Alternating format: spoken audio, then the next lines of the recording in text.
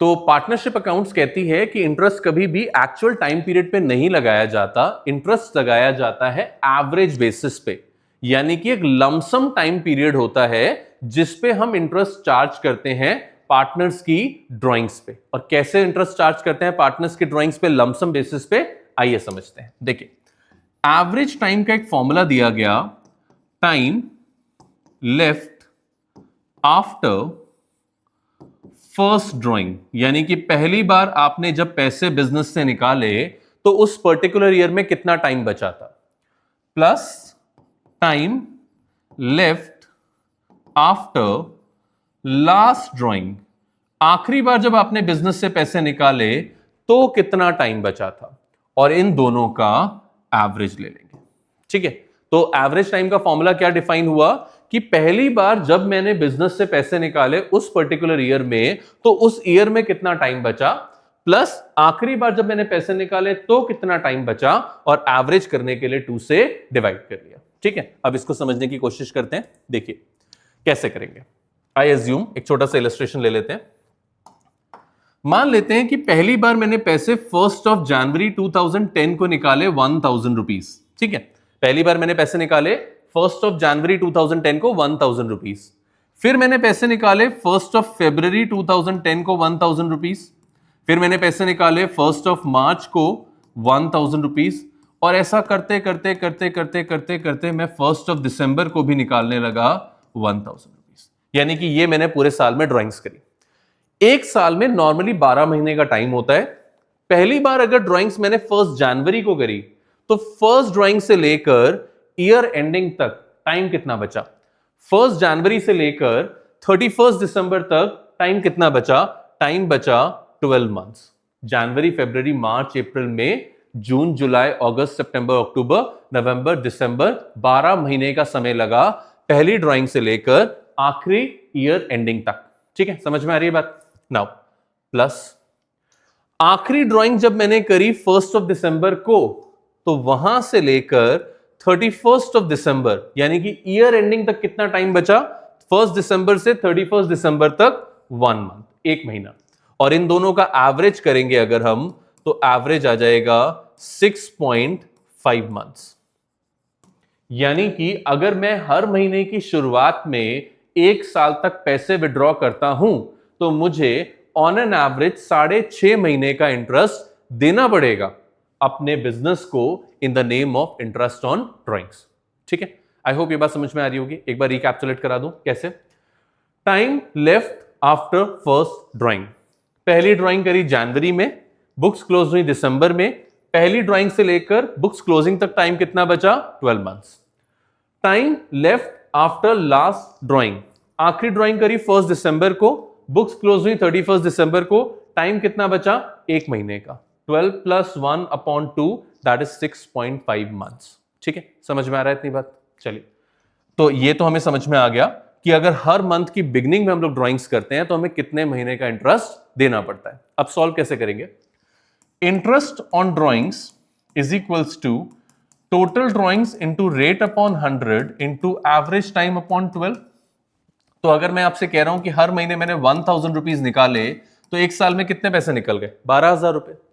Rate में assume कर रहा हूं 10% का, तो ये हो गया 10/100, और एवरेज टाइम हम लोगों ने निकाला 6.5/12। तो अगर हम इसे सॉल्व कर लें यहां पे, तो ये जो आंसर आएगा दैट विल बी 650 रुपीज। 650 रुपए का इंटरेस्ट हमें देना पड़ेगा अगर हम हर महीने 1000 रुपए निकालते हैं 1 साल तक, हर महीने की शुरुआत में। ठीक है, आई होप ये आपको समझ में आ रहा होगा। आपको इसमें अगर कोई डाउट है तो आप मुझे बता सकते हो, मेंशन कर सकते हो डिस्क्रिप्शंस में, अदरवाइज हम लोग इसके सेकंड केस की बात करते हैं। ठीक है, क्लियर है। अब नेक्स्ट पॉइंट के देखते हैं। बट ये भी तो पॉसिबिलिटी है कि मैं हर महीने के एंड में पैसे विड्रॉ करूं। भाई डॉक्टर ने थोड़ी ना कहा है कि हर महीने की फर्स्ट डेट को ही पैसे विड्रॉ करने हैं।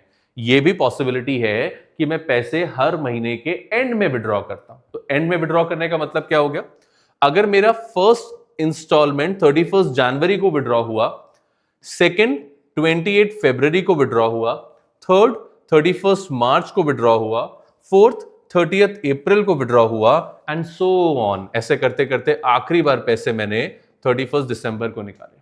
ठीक है, यही तो होगा एंड का मतलब कि पहली बार 31 जनवरी को और आखिरी बार 31 दिसंबर को।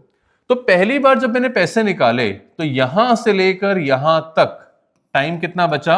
11 मंथ्स, 11 महीने का टाइम बचा पहली ड्राइंग से लेकर ईयर एंडिंग तक। नाउ प्लस आखिरी ड्राइंग 31 दिसंबर की है, इसके बाद कितना टाइम बचा? 0। क्यों? क्योंकि 31 दिसंबर को तो बुक्स क्लोज हो गई, तो टाइम बचा 0 मंथ्स। एवरेज करने के लिए 2 से डिवाइड करा, टाइम विल बी 5.5 मंथ्स। यानी कि एक बात और समझ में आ गई कि अगर हम हर महीने के एंड में पैसे विड्रॉ करते हैं तो हमें 5.5 महीने का इंटरेस्ट देना पड़ेगा। Interest on drawing will be charge for 5.5 months. Clear है? अब इसी में एक और केस ले लेते हैं sir. That case will be mid of every month, हर महीने के मिड में। ठीक है, तो मिड में कैसे करेंगे?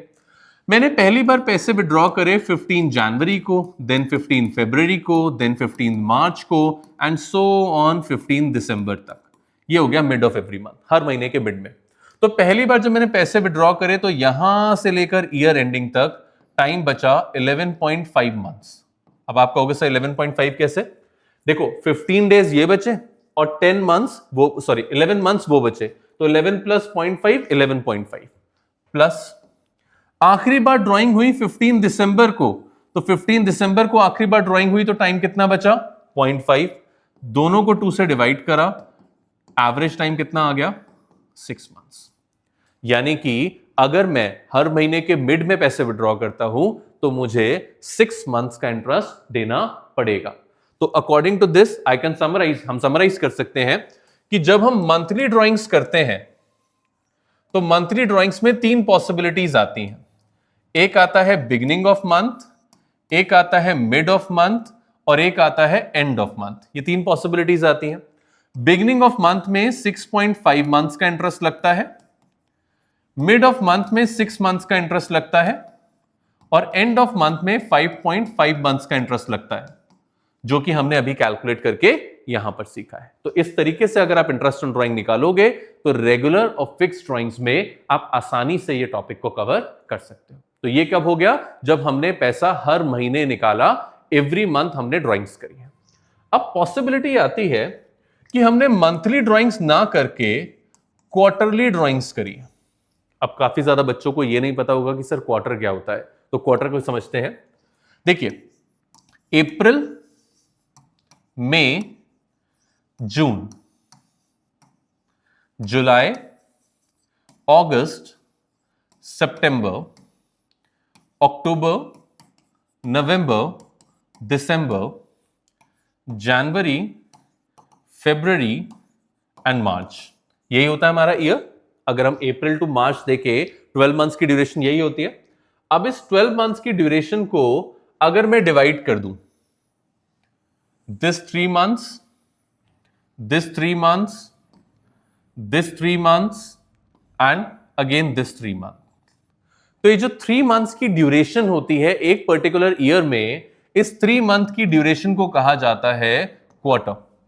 First quarter, second quarter, third quarter and fourth quarter, 4 quarters हमारे एक साल में होते हैं। अब अगर इन क्वार्टर्स में हम ड्राइंग्स करते हैं, लाइक मैंने कहा कि मुझे ड्राइंग्स करनी है on the basis of quarter, तो कैसे कर सकता हूं? हर क्वार्टर की बिगनिंग में पैसे विड्रॉ कर सकता हूं।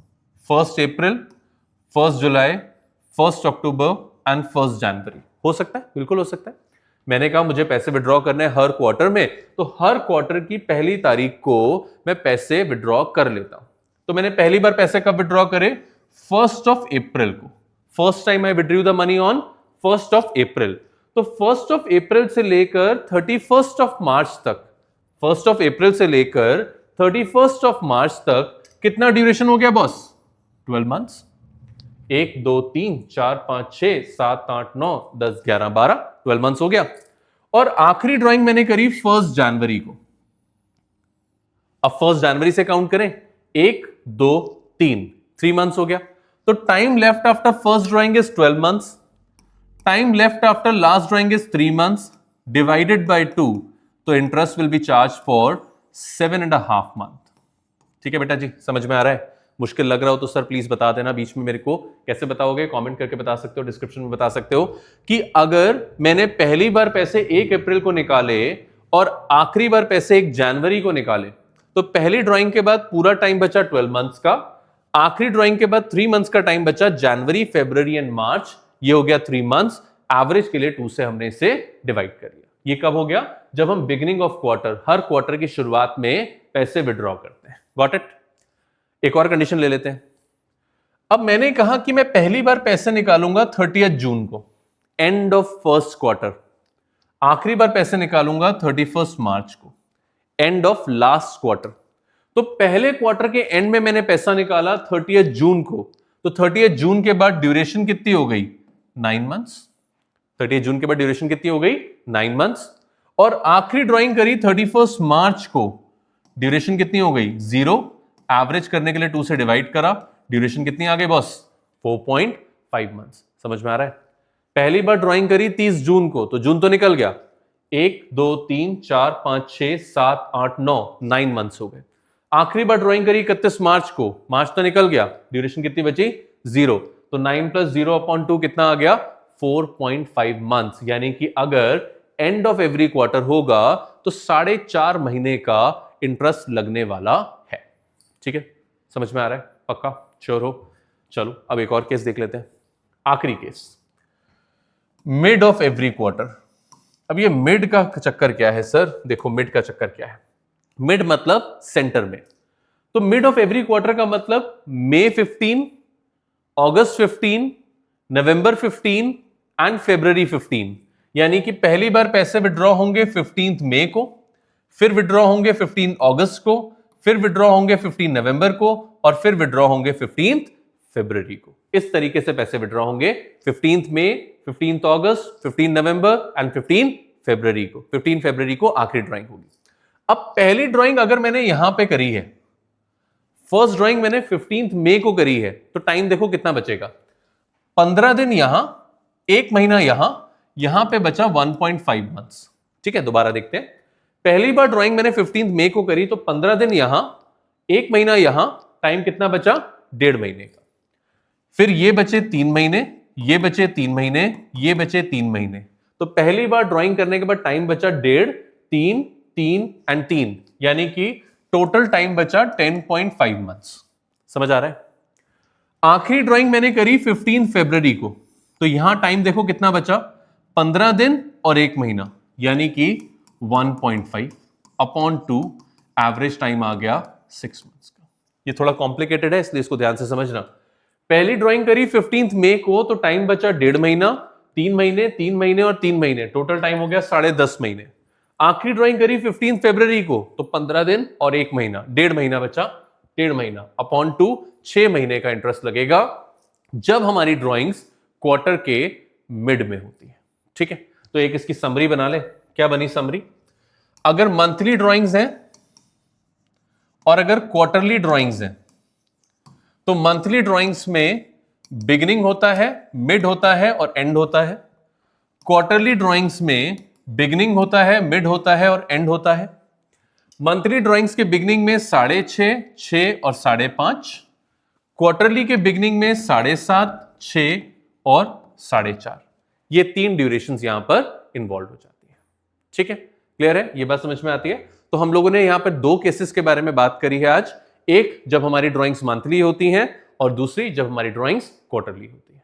आई होप इन चीजों को समझ में आएगा। जो रह जाती हैं वो हम लोग हमारे नेक्स्ट सेशन में देखेंगे।